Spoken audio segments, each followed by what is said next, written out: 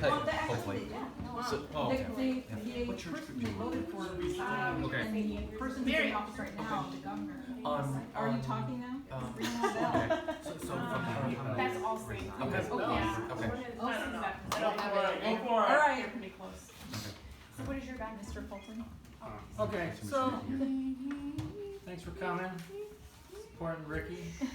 I just, thanks for coming here. I support Ricky because I think, for starters, I agree with him on quite a few things that we kind of sit around and chat about. Education, I mean, we all went to the same high school together, and I think that's an important focus. As a parent now, that's something that I care about quite a bit. But I think Ricky's the guy to do it, because when he said it, that he was interested in doing this, I was like not surprised, because it seems like naturally the sort of thing he would do anyways. And then I think, as you've learned, you're already kind of a household name in Omaha by virtue of your public pulse and being a mail carrier and playing every sport, I think, in every league. And so it seems like you've already done most of the footwork. So I can't imagine a better person to do it. Wait, thank you. And I know we've got a lot of like out of district people here too, but I think like that just, it's important for, the city to kind of raise up people who are going to fight for something and bring these issues to the forefront. I like, as a registered Democrat, I still think it's compelling to think that, someone's not taking marching orders and just following a playbook, by someone else. It seems like no one really is very authentic up there anyways, so. I see what you mean. And that's that. Let's do it. Thank you very much. Well, thanks everybody for coming, and thank Eric a lot for hosting the event. We really appreciate it. You got a beautiful home here, Eric. So first of all, I want to tell you a little bit about me. I'm Ricky Fulton, and I am running for the state legislature here in District 6 in Omaha, in the middle of town. I grew up here. I grew up in the area. I attended Hillside School and Westside School. So did my kids and Eric. So I'm a product of a public education, and I think it's very important to maintain the quality and affordability of the public schools. There is a push in the legislature to give vouchers and charter schools money, public money. So far, the state legislature has beaten that back, but the person that Rick has appointed for this seat would not see it that way, and neither possibly would the other person that I heard rumored to apply for this position. So I think that's very important, and when I go around talking to people in the district, I don't hear many complaints about their schools. If you think about it, we have Creighton Prep in this high school in this district. Westside is just on the other side. Burke, and we have a number of fine Catholic schools like Christ the King, St. Robert's, and there might be others. So I don't think we should change what we have here. We're doing fine. There's choices for education all over the city. So I think we should just maintain the status quo on that, and I will do that when I get down there. Also, I have, as you know, I'm a retired mailman. I met a lot of people that way. I organize things in the post office.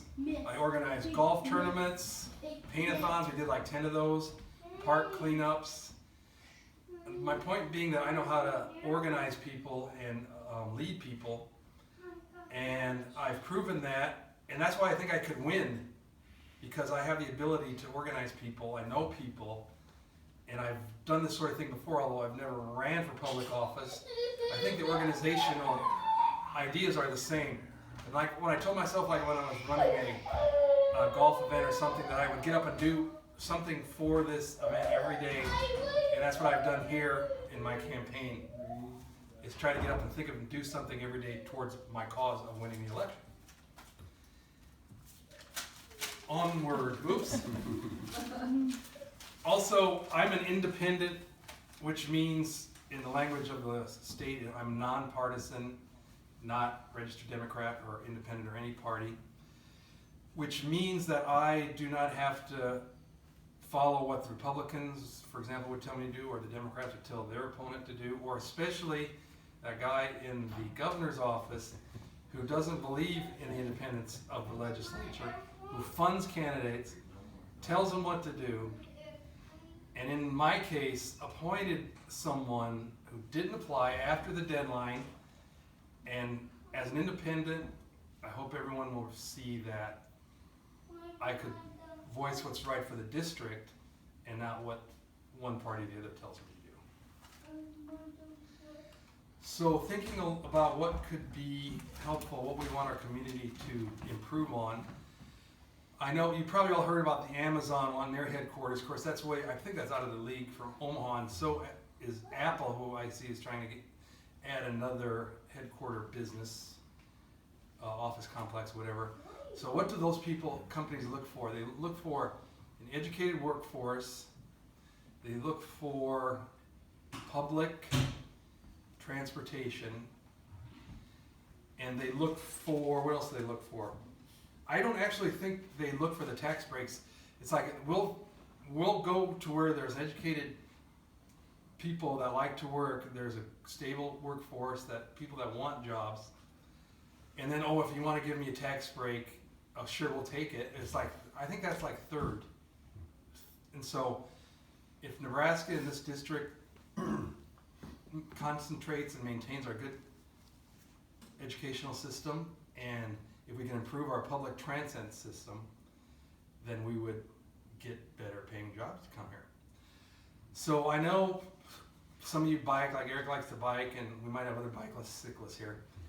We could do a lot better as far as safety in this town for pedestrians, bicyclists, and motorcycles, and everybody. And it's a tough thing the way Omaha was set up.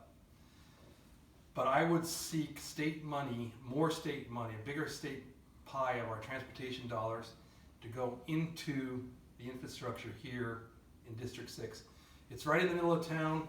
We have lots of businesses up and down all over the darn place. And they're doing well, and we want to keep it that way. So in conclusion, I like the streetcar idea. But if you, I used to work at the Med Center, the parking, and I used to remember way back in going to UNO that parking issues, but we need more of a public transportation. I like the streetcar idea, but I think the reason the people are against it, according to judging by the letters of the editor, is they think it's going to be public, it's going to be a bureaucracy that a few people will benefit from, and they'll have a tendency to overspend on money that could go to somewhere else. So my thinking was that if we could get two competing proposals for a streetcar and have them duke it out, and if one can have a better idea about and make money by user fees, and I think increasing the property tax value, and let's just not make it a public bureaucracy, one size fits all, but I think we should try to have two competing proposals. Also, I want to thank you again for coming, and I think I can win with your help. Tell your neighbors, you can help walk with me, you can give me money. And before I go, people, does anybody have any questions for me? Okay. Scott, you do. I always have questions. Omaha is the only jurisdiction, the municipal city of Omaha is the only jurisdiction in the state that provides workplace protections for the LGBTQ community. How will you address that issue in the Nebraska legislature? Well, that's a good point, and I applaud, I think it was Mayor Settle that got that passed. Yes, it was under his tutelage, and our current mayor voted against it twice. While she was in the city council. When she was on the council, yes. I know there was a bill in the legislature, I think it was shot down though, wasn't it? There has been a bill that has had very similar language for non-discrimination in the workplace since the early 90s. Sometimes it gets out of committee, sometimes it doesn't. It just doesn't seem to go anywhere.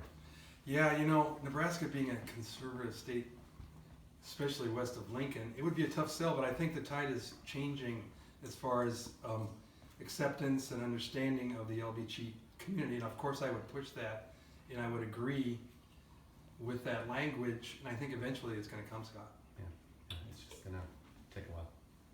Yoke. So, tell me, what is going on with the transportation right now, with the transportation transit?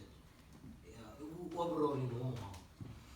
Well, some of my friends at Mode Shift Omaha tell me that there's gonna be a fancy new bus that goes down Dodge Street.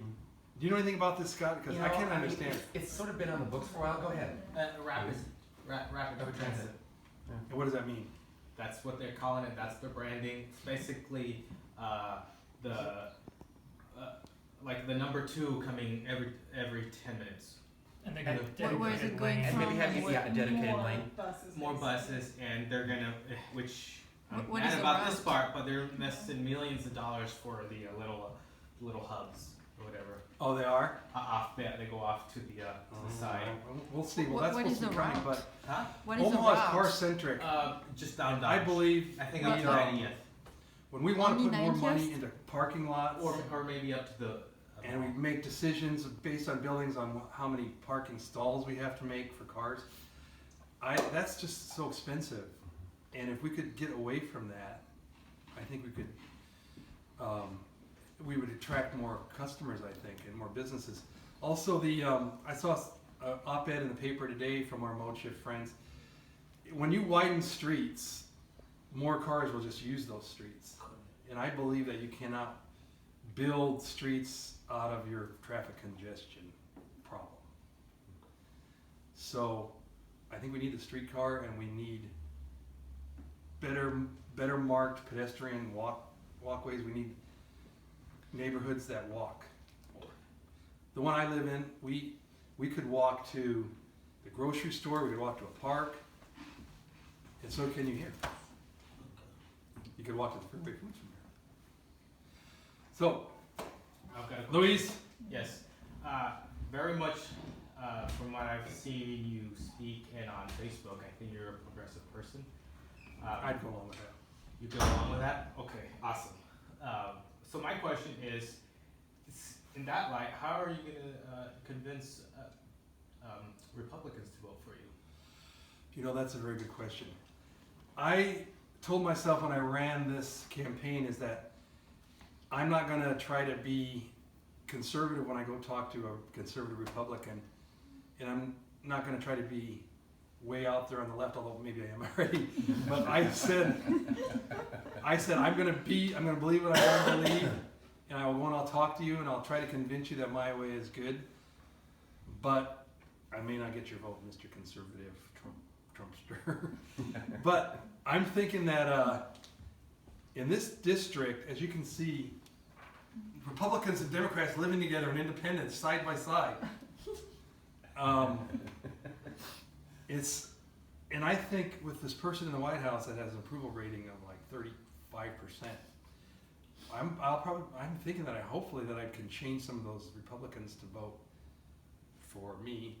But the point is, I'm going to be who I think I am, and say what I think is correct. So And hopefully they'll get the votes. So you're gonna wow them with your honesty. Correct, I'm right there. Yeah. Okay, well, thanks a lot for coming, everybody. Appreciate it.